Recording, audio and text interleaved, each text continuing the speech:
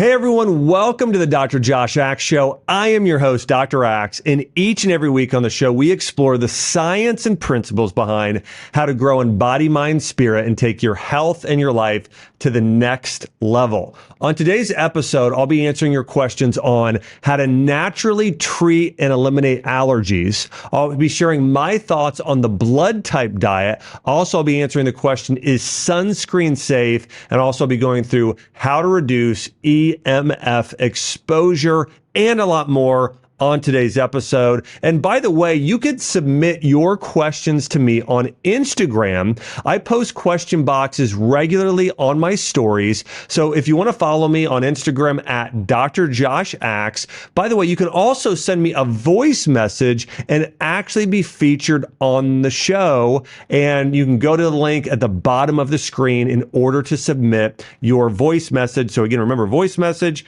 and follow on Instagram at Dr. Josh Axe in order to be part of the show. And don't forget to subscribe. And thank you so much for sharing this podcast and this show. It continues to grow. Thanks for your support. Okay, first question here.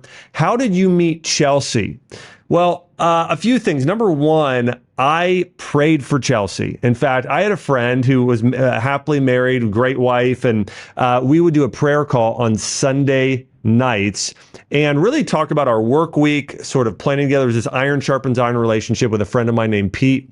And for 2 years, I'd prayed for Chelsea. And one of the things I did is I wrote down what I was looking for and sort of my ideal spouse. And so I wrote down things like help me grow, mentally stimulating, physically breathtaking, spiritually on fire for God. I wrote down I want somebody that can turn lemons into lemonade, somebody who loved the water skiing, physical activity, all these, different things I wrote down about her. And then I was running my functional medicine clinic at the time. This would have been in 2011. And I had students regularly come up from school that were chiropractors or studying functional medicine, and they would come and they would shadow my office. And so once I had somebody come and shadow my office, and Chelsea was one of those people. But my sister also lived with me at the time, and so she had came and ended up, and I didn't even know she was actually coming. Was staying with my sister at the house. And so I met her, and I was sitting there. I was reading a book by A.W. Tozer called Knowledge of the Holy, and she said, "Oh, I love that book." And so we started talking about this book that we had both read, and so really, I met Chelsea because she was in chiropractic school. She came up to shadow my clinic, and then we really just hit it off. Now I'll have her on the show here in the future. So by the way, subscribe. You do not want to miss this. We'll really get into, by the way, the story when a man tells it, it's a lot shorter. When a woman tells it, it's a lot longer. There's a whole nother part of it where she actually she had a dog that was 6 weeks old. Actually, by the time she brought it to my house, maybe it was like 3 months old, but she had brought it to my house. And by the way, I'm not getting this whole story. You'll have to save it for this episode. But at first, I had put this dog outside because I thought I had to go to the bathroom. And then when Chelsea came to the house the first time, the dog was outside, and she's like, "Who put my dog outside? This little puppy." And so anyways, at first, I don't think she was a big fan of that part of me putting her dog outside, which I thought, I had never owned a dog before. So I thought, hey, it's a dog. It likes being outside, even if it is, the winter. It's a winter in Nashville. So the weather wasn't that harsh. It was like the upper 40s. But anyways, the moral of the story is this. I met Chelsea because she came up to shadow my office. And I think for her, we had just had a really, really great conversation for about 30 minutes or so, talking about our spiritual life and things like that, and really connected on that and health. And so that's how I met her. But I actually had talked to her cousin a couple months before, and I really admired him. He is actually an amazing man of God. He's a chiropractor in Knoxville, Tennessee, and just amazing person. And so I talked to him and really had a great connection. I also realized, wow, she has a great family, because I knew him. And to me, I think that, in marrying somebody, I think today a lot of times people think about, okay, when I'm going to get married, What most people do today is their number one thing they're going in looking for is, am I physically attracted to this person? That's the biggest thing. And for me, that was important. That was one component. But was equally important, or even more important than that, was, is this a woman of faith who loves God? Is this a person who has a really high character? Is this a person who has, a great family? Is this a person that would be a great mom one day and wife in that way? And so the physical attraction was there. That's important. But I think there are so many other components that are as important or more important than that oftentimes we ignore. And so I always tell people, if they're getting married, know exactly what you want, and then work to become the sort of person that would attract that sort of person into their life. And so Chelsea was very spiritually mature. She was very wise and mentally stimulating. Her and I could talk about, medical physiology, and we could be talking about theology, and we could be talking about values and politics. And it was very iron sharpens iron, lots of sparks flying in those areas in a good way. And the thing is I knew when I wrote down, okay, I want a woman who is spiritually mature, mentally mature, all of these things, physically fit. I knew writing those things down that now I need to become the sort of person that would attract that sort of person in my life. So I'm going to grow physically stronger and more healthy. I'm going to be growing spiritually. I'm going to be going and growing in my wisdom in all these different areas of life in order to have chemistry with, attract that sort of person. And a marriage should really be iron sharpens iron. Both of you are growing. Both of you are making each other more perfect, more holy, better, serving each other.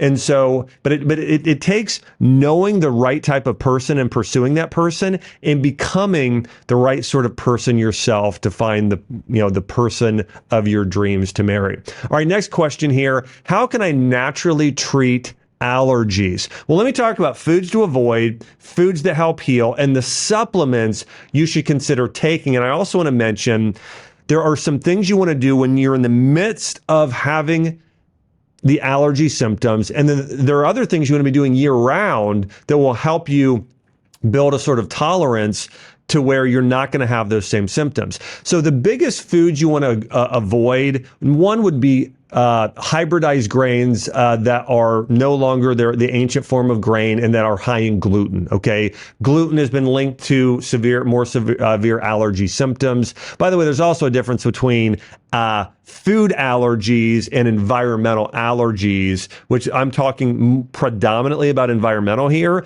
but this will apply. The foods I'm covering here also many people have allergies to or intolerances such as gluten. The next here is conventional dairy. That would be another one. Now, let me go back to gluten. I do want to mention this. There are studies that show even people that have celiac disease, that means they have a severe gluten intolerance. If they're consuming sprouted and fermented a sourdough grain that previously had gluten in it, many of them don't actually have the same symptoms or reactions to that type of bread. And so it's important to know that gluten isn't a villain. Gluten is found in barley and wheat, and I believe rye as well, and even some forms of oats and other grains. But it's eating them without going through the ancient preparations of making them more digestible. That's the real problem with gluten. So gluten isn't the big problem. It's hybridizing the grain so the gluten levels are higher, and it's not sprouting the grain and then fermenting the grain, which really helps break down the gluten and making it more digestible. The next food is conventional dairy. Very similar thing with dairy. Now, some people are very allergic to dairy. Some people aren't. I'm one of those people. I don't tolerate dairy well. Chelsea though, my wife does really well with dairy. And so it just depends on the person. So conventional dairy, you want to stay away from that completely, but doing some raw fermented dairy like raw goat's milk yogurt or sheep milk yogurt, that can be great for a lot of people. You want to stay away from hydrogenated oils. Eggs tend to make allergies worse. Processed foods, doing lots of oils and high fat. can sometimes make it a little bit worse. Alcohol, caffeine, sugar can all exacerbate allergy symptoms. Now, here are the foods that are most helpful. Asparagus. In fact, asparagus is used in Chinese medicine, the tips of asparagus, for actually supporting your lungs and your sinuses to reduce allergy symptoms. Celery is another one. You want to consume foods that are cooling and that really help expel things from your body. So celery is one of those. Cauliflower, pears, citrus fruits like grapefruit and lemon, berries, wild caught fish like salmon, chicken, bone broth, miso, rice, seaweed, ginger, and raw local honey are some of the best for reducing allergy symptoms. And then in terms of supplements, here are the best supplements for helping you eliminate your symptoms of allergies.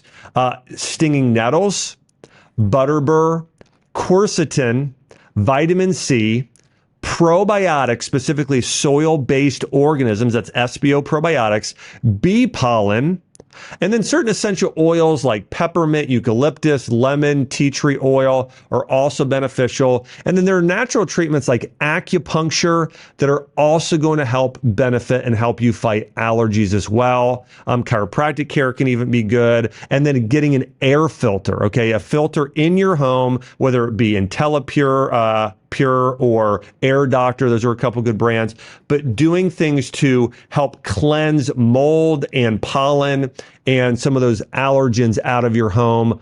All of those things will help. Now, I do want to mention year round, I think one of the best things you could do is take a teaspoon of bee pollen and a teaspoon of raw local honey every single day. So and here's the key though, local. It needs to be from your local city or region you're in. So for instance, if I'm in Nashville, Tennessee, I'm getting some from Nashville or Franklin or Brentwood or that middle Tennessee area.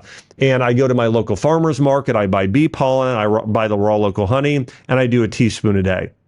And if you do that along with doing higher dose probiotics, and then when you're going into allergy season, doing higher doses of quercetin and stinging nettles especially, that will most likely reduce your allergy symptoms. Now, here's another thing.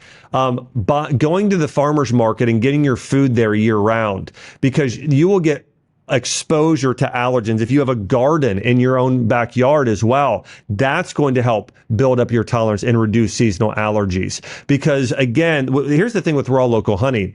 Raw local honey contains over 200 different microbes and types of pollen from around your area that then when you're exposed to it, it's a natural form of immunization. Because again, it's micro exposures over time that help build up your tolerance to the bigger exposure that most people get in the fall and spring of the year.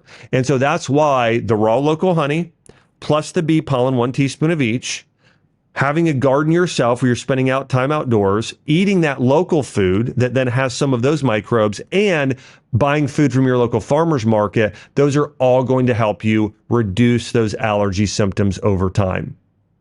And you might also have a deficiency, and acupuncturists could typically tell you this, and a lot of acupuncturists will put patients on things like astragalus and other herbs to help strengthen their immune system over time to better deal with it as well. All right, next question. What is the best way to consume turmeric for inflammation? Well, I would say you want to be consuming, if you really want to reduce a lot of inflammation, you could do probably 3,000 milligrams of turmeric a day, and you want to take it with a warming spice like black pepper or ginger or galangal, something warming. And if you want to take it, you can take that as a supplement. Many supplements today have that combination of black pepper or piperine with the turmeric. And so you can take that as a supplement. That's one way. Another way is, and you can save some money this way if you add it to a smoothie. And turmeric blends well with certain flavors. I think it blends very well with vanilla protein powder. So for instance, if I were going to go downstairs to my kitchen right now and make an anti-inflammatory smoothie, here's what it would look like. I would put in about a big heaping teaspoon of turmeric, so about 3,000 milligrams. And then I would add in some black pepper or ginger. I would do probably about an eighth of a teaspoon of something like a ginger. And then I would add in a big scoop of a vanilla bone broth protein powder. I'd also add in a little bit of vanilla collagen, so about 30 grams of protein. And then I might add in a little bit of coconut milk as the base. And I'd blend that up and drink it. You could also add in some pineapple there.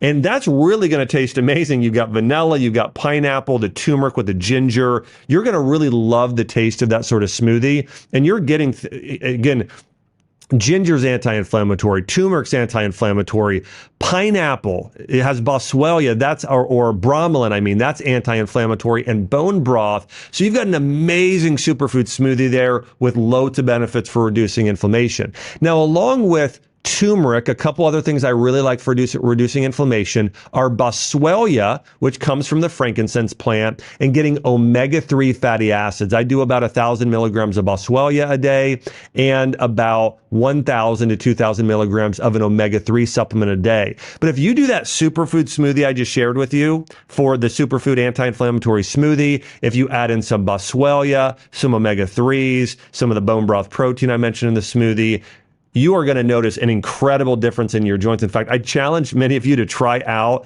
this vanilla pineapple anti-inflammatory turmeric smoothie, and your joints, your organs, your entire body is going to thank you for it because it's going to really reduce inflammation.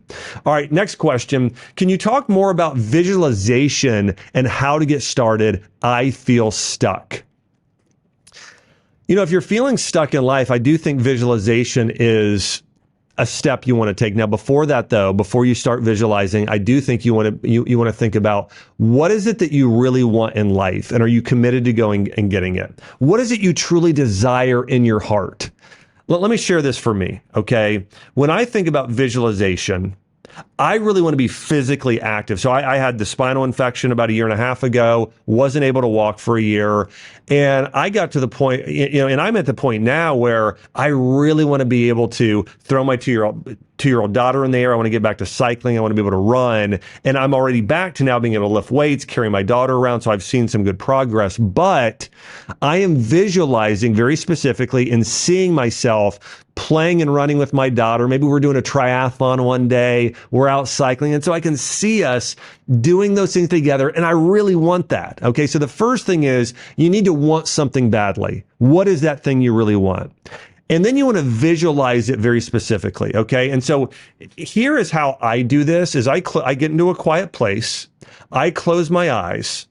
And I start visualizing exactly what that would look like. So for instance, if I see myself doing a triathlon with my daughter, Arwen, and my other daughter, Aylin, one day, I see us 15 years from now, or let's say even 14 years from now, and Arwen's a senior in high school, and Aylin's a freshman in high school. And we're signed up together, and I see myself, and I've got a bike, and it's black, and it's got some white gloss on it, and it's a certain brand. Maybe it's I don't know, Bianchi. And then my daughter's on her bike, and that's, purple, because my daughter Arwen loves purple, and my daughter Aylin, I don't know, she'll like pink, and maybe Chelsea's doing, and she likes light blue. And we're on these bikes together, and we're riding down the road, and I picture us, and we're in Nashville, Tennessee, doing the Olympic distance triathlon, and I see us going up and down the hill, smiling together, training together, doing all these things. We cross the finish line. I am picturing exactly what it looks like, every detail I possibly can. And I picture us, and I'm so proud of my daughters for finishing the race. I'm so excited I have the physical health to be able to do this sort of, triathlon when I'm in my late 50s, and I'm just really excited about it. So that's what I would say is you need to want something badly, and make sure it's a priority, something that really matters. The thing about what I shared is it's a great thing. I'm getting fit together with my family. We're doing something that we might all find fun together. Okay. So that's a desire. I visualized it very specifically. When I do it, I get in a quiet place, and I'm very specific with what I'm seeing, and then I write it down. Okay. So I'm going to write down exactly all the details I'm seeing, the type of bike, the road, the city we're in, the smells, the emotions I'm feeling. I write that down, and then I create a goal out of that. Okay. So I have a goal in, 20, what would that be? So, what I say, 14 years from now. So that's going to be in 2038, Josh and Chelsea and Arwen and Alan, and maybe we have one other, child at the time, and we're doing a triathlon together. Okay. And I write that down as one of my, maybe that's going to be more of my long-term goal list. And then I need to write down, okay, in order for that to be true for me to be able to do that at that age, what are the things I need to do? What is the exact plan I need to create and process? Okay. Well, I need to continue to get on my Peloton a couple days a week, get out on a road bike one day a week. I need to continue swimming, and I need to be able to do some walking and running and create the sort of plan to do that. And then diet wise, here's what I'm going to do. But that's really, visualization. You just need to go through that process. And once you get through the priorities, the vision, the strategy and the plan in order to make that a reality, then you plug that in your daily schedule and you make it a habit in order to continue to grow in that area in life and prepare for that. But here's the thing, your visions, if you feel stuck, one of the greatest things to help get you unstuck is to get really excited about something. What is something you could get really excited about that would have a big impact in this world, that would be meaningful, that would make your life more significant? What is that thing? And then go after that full force. And if you don't know what it is, think about it, read books about people who have found that themselves and what they're sharing, and ask other people, but be finding that thing that you're like, gosh, I want to help. Again, I've shared this before, like my mom battling cancer. That impacted my life so significantly. I said, I want to go and help people like my mom never get cancer again, or fight cancer naturally, or just help families stay healthy without drugs and surgery, using food as medicine, lifestyle medicine, mindset medicine. This is something I'm deeply passionate about. I started this podcast because I said to myself, I want to help people grow physically in their health, but I also want to help people grow in their mind and spirit so they can be completely healthy in all these areas of life. And I have a vision for it being, one of the top 10, podcasts in all of health. And so I'm going to go after that with all my heart and soul, create a plan, a vision. I can see it in the future, what the set looks like, design, the guests coming on, and so But you want to get detailed. You want to get excited about it. You want to have something you truly desire and go hard after it. So that's really the part of the process of visualization, what it should look like. All right, next question here. Do you have any advice on how to manage time on social media? I do. Number one, know what are your biggest priorities in life? Where are you trying to get? Where do you want to go in your life? And you need to be able to answer this question. What do you want your life to look like in, let's say, 5 years? In 10 years, 25 years, okay? Write down your priorities, your goals, and then visualize what that looks like. Okay. And I know you just asked, well, how do I manage time on social media? It really does start with all the things I just shared. I know this is more big picture thinking, but you need to be aware, because let me give you an example. Like right now, I want to write a book on a biblical diet here in the future. I want to write a book on regenerative medicine, on cellular medicine and longevity. I also want to write a book on spiritual growth. I also want to write another book I have all these books I want to write. And so I know that if I'm spending, like the average person does, 2.5 hours a day watching TV and 2.5 hours a day on social media, I don't think I'm going to be able to write those books.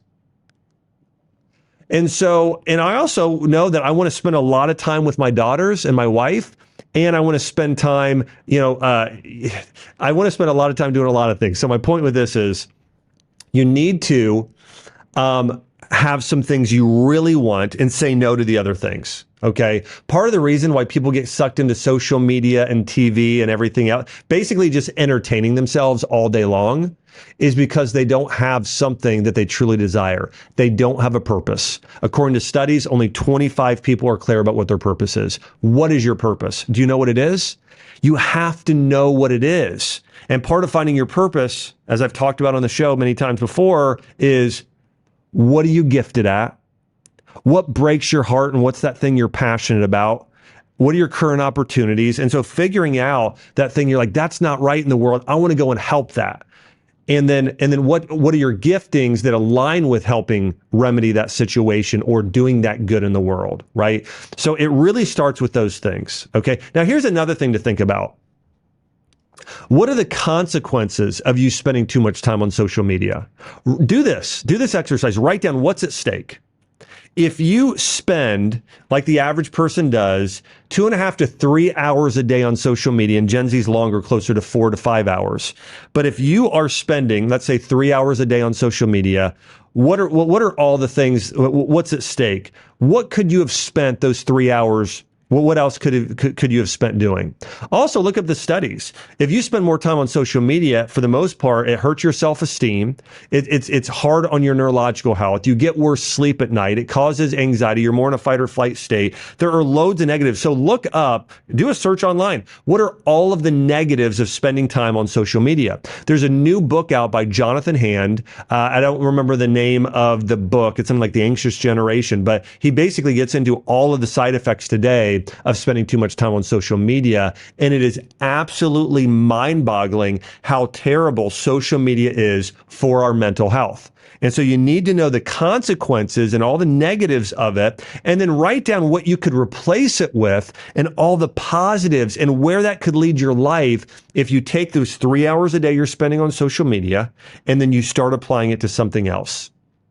Now, my wife has shared with me a great app that she uses in order to limit her time on social media. It's called Opal, O-P-A-L, and this app is tremendous because it limits your time on social media. It's a productivity app. And so I'd encourage you to download the app called Opal, O-P-A-L, and it will basically lock you out of your social media if you set a time limit on it. So if you say, I only want to be on social media for an hour and a half a day, or 1 hour, 2 hours, or whatever time period you pick, and then it will lock you out. You can't get on for maybe certain periods and times within a 24-hour period. But that's what I encourage you to do. Download the app Opal to help you as well. One other thing I want to mention, if you are spending time on social media, make sure that you're following accounts that help you grow. Don't be on social media primarily for entertainment.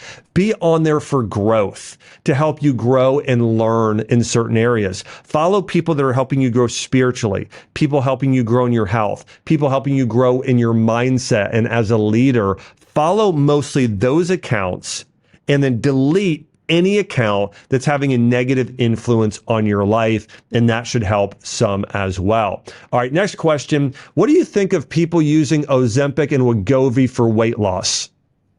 There are two primary problems with using Ozempic and Wegovy for weight loss. Number one, according to clinical studies, is it causes you not only to lose some fat, you lose a lot of muscle. In fact, 40% of the weight you lose on these drugs is muscle mass, versus if you were losing weight the right way, it'd only be 20 to 25%. So you're losing almost double the amount of muscle than you would be by using Ozempic and Wegovy, and that's going to cause you to age more quickly. We know that muscle is one of probably the top 2 or 3 organs for anti-aging. It's likely number one. So if you're using those drugs, it's going to cause your body to age more quickly. It's going to cause you to lose more muscle mass and lose strength. It also causes malnutrition. It causes a condition known as gastroparesis, where foods and nutrients don't move through your digestive system as quickly.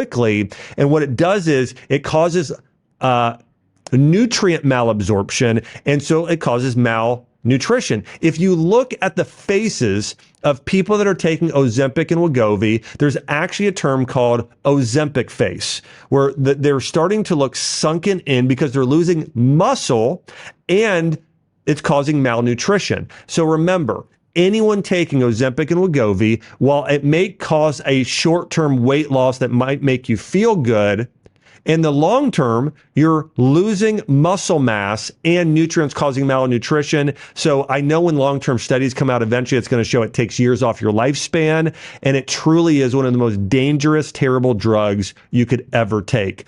Here's what you should do instead of taking Ozempic and Wegovy, is you should do the natural approach instead. Now, even if you're just doing the supplements, berberine, chromium, cinnamon are all going to help you in balancing blood sugar, which oftentimes Ozempic is also used for the treatment of type 2 diabetes.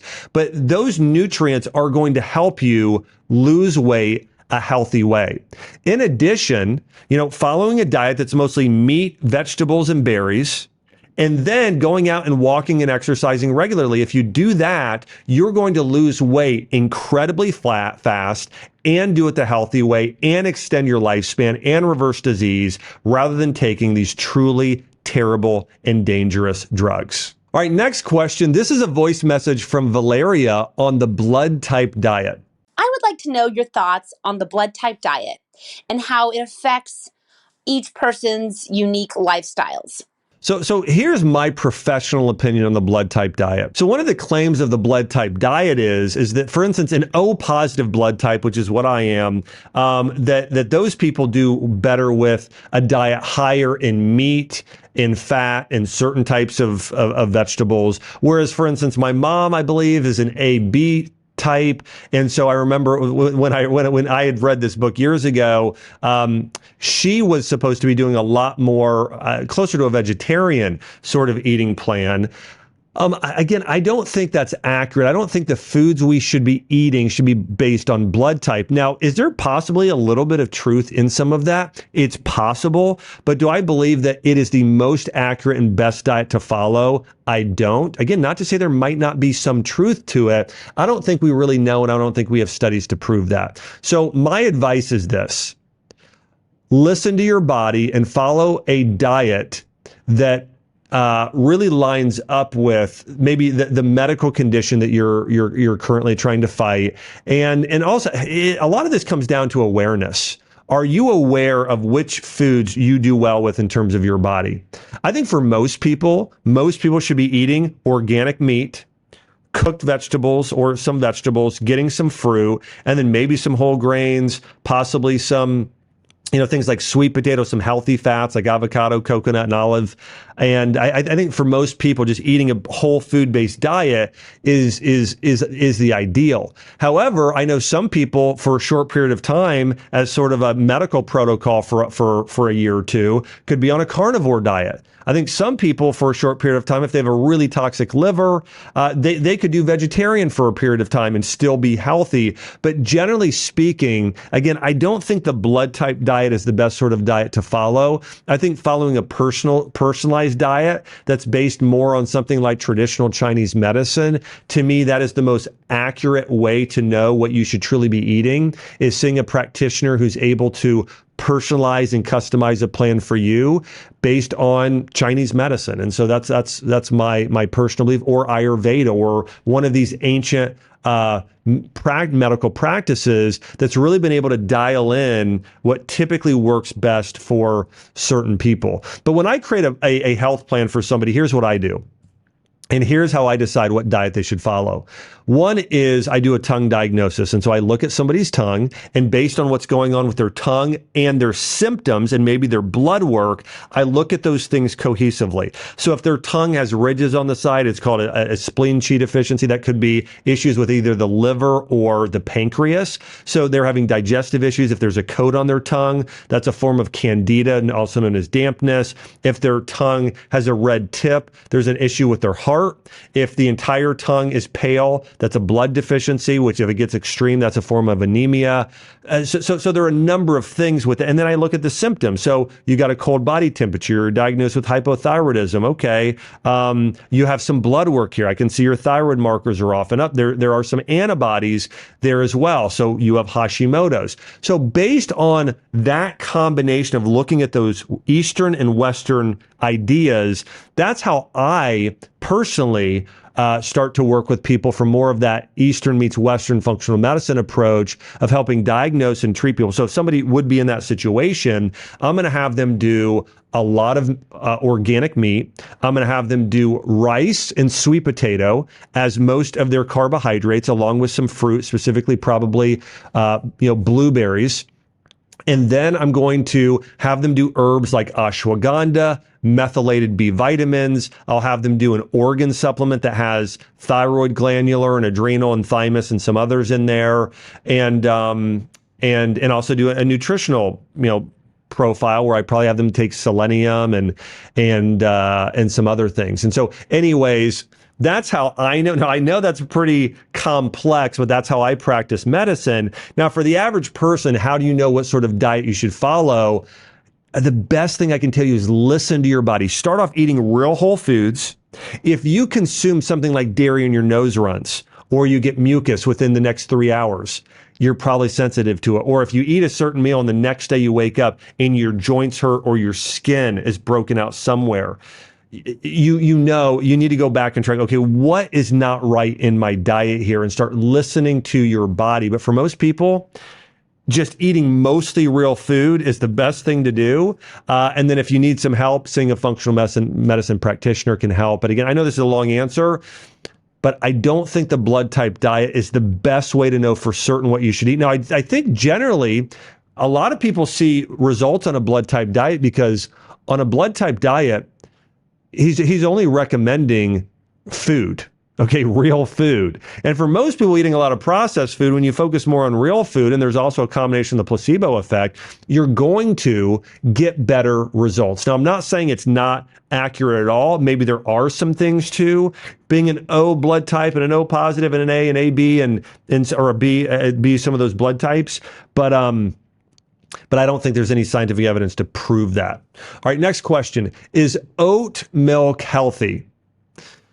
Generally speaking, no, oat milk is not healthy. And the problem is that it has a higher glycemic load because when you process oats, first off, they're a grain that is then processed, which increases the glycemic index. And so it's going to have in fact, there are certain types of sugar in that I think have a glycemic load of 105.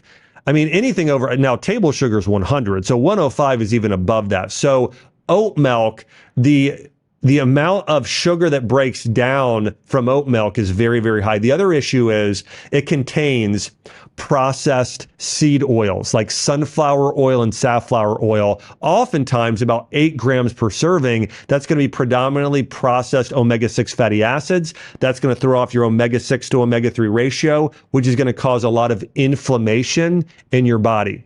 So is oat milk healthy? Generally, it's not. The problem is due to the excess processed carbohydrates that break down into sugar and the inflammatory fats you're getting from oat milk. Now, I want to share with you my favorite milks in ranking order.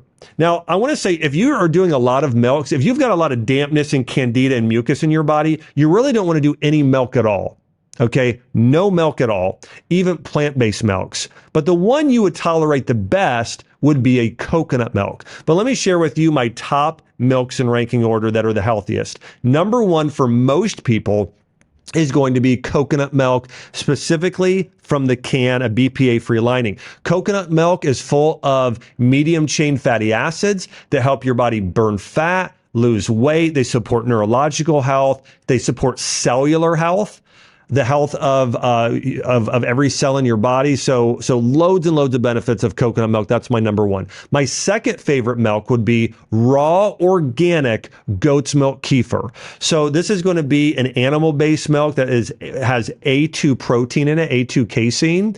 That's going to be found in ancient forms of cows, goats, and sheep. Buying it raw, making sure it's organic, and ideally fermenting it, that's the next best. Now, some people will tolerate that very well and thrive on it, and others won't. And so you really need to listen to your body with that one. My third favorite milk would be a nut seed or something like an almond milk.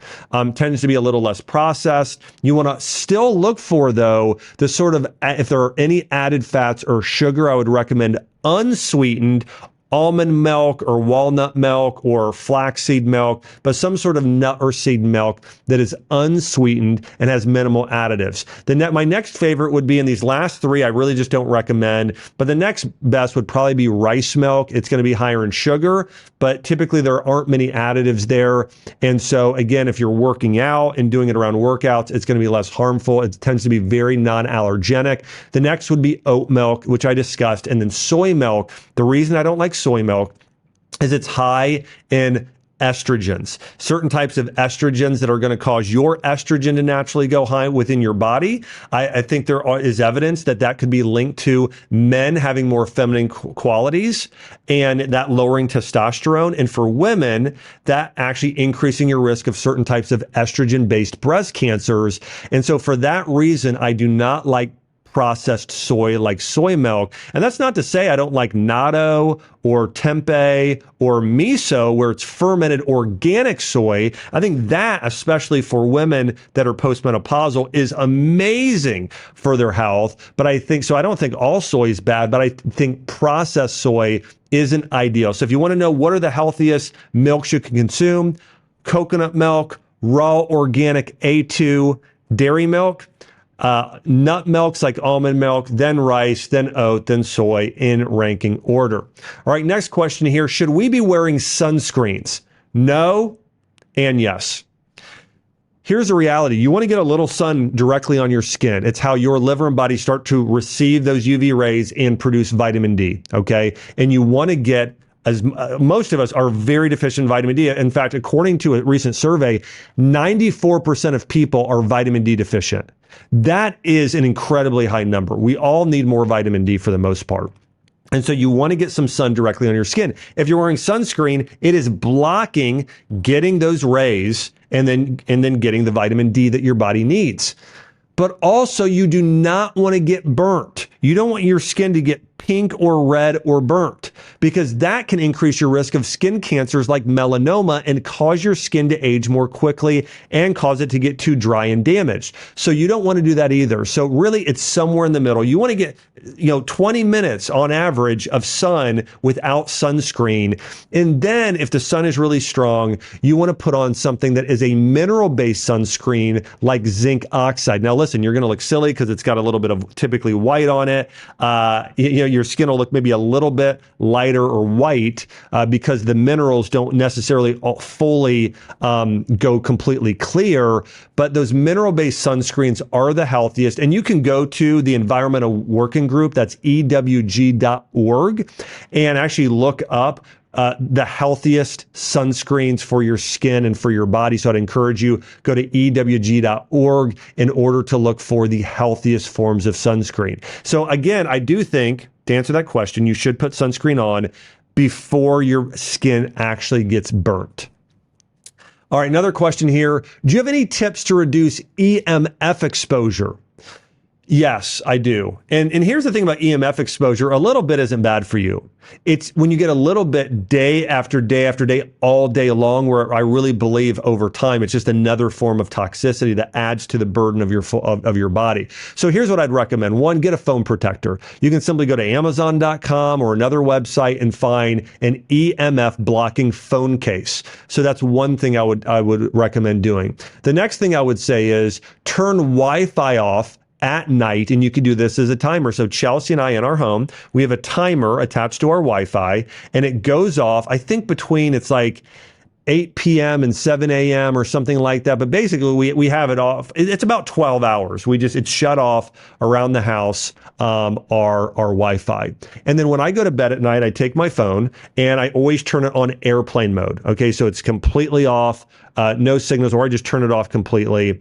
But I turn my phone on airplane mode, and then almost always I use wired headphones. Now, I do have AirPods, and to be honest, I have worn those a few times. I rarely use them, but maybe once a week or something to where I kind of needed to. But for the most part, I only wear wired headphones where I plug it in my actual phone, have the wire. I know that's a little inconvenient, but I did it for I've done it for most of my life since I've had a phone, and so wired headphones. So again, phone protector, turn Wi-Fi off at night, turn your phone on airplane mode, wired headphones instead if you're going to use your phone. And then just be away from your phone more. It doesn't need to be attached to your body all the time. Have it in a different area of a room or not on your body, and those will help reduce some of that EMF exposure.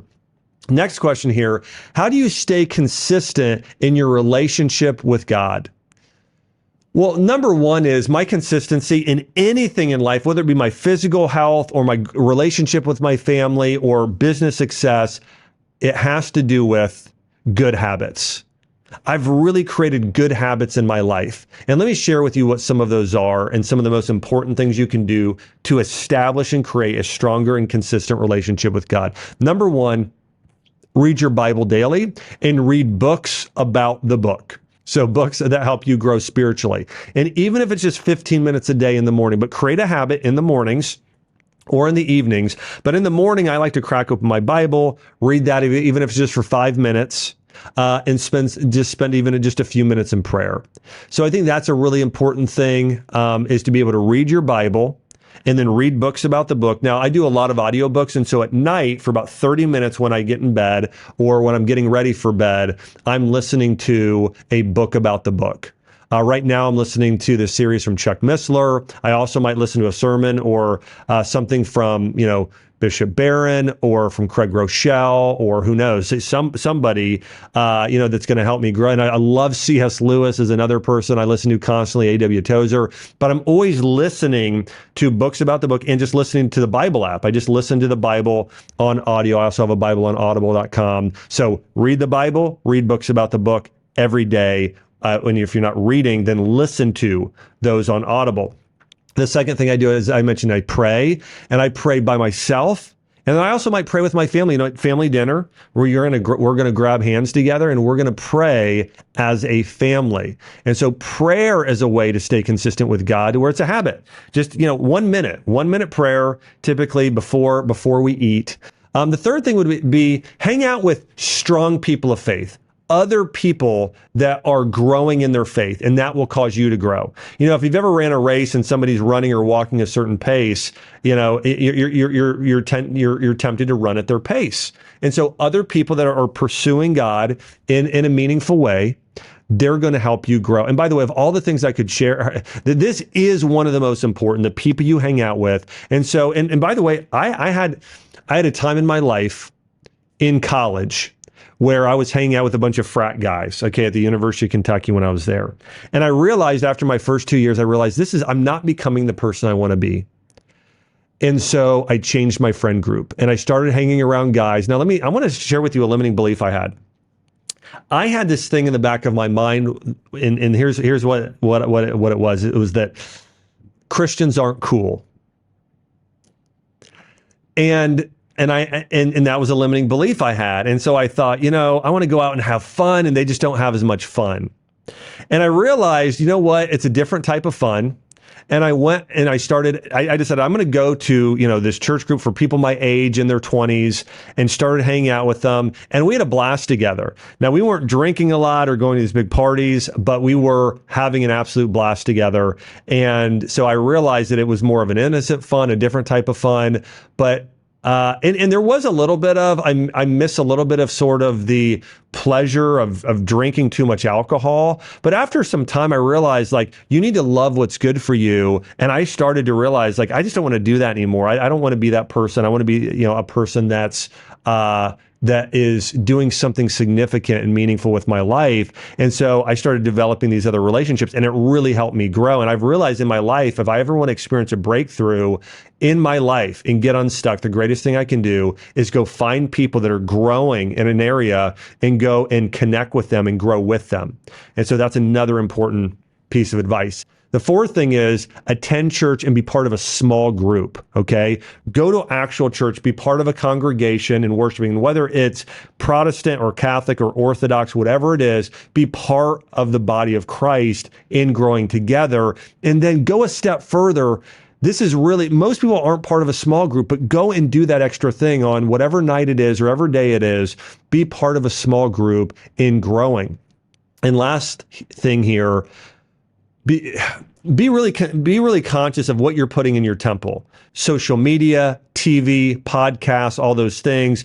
Only watch and listen to and read and expose yourself to things that are going to help you grow. Watch TV series like The Chosen.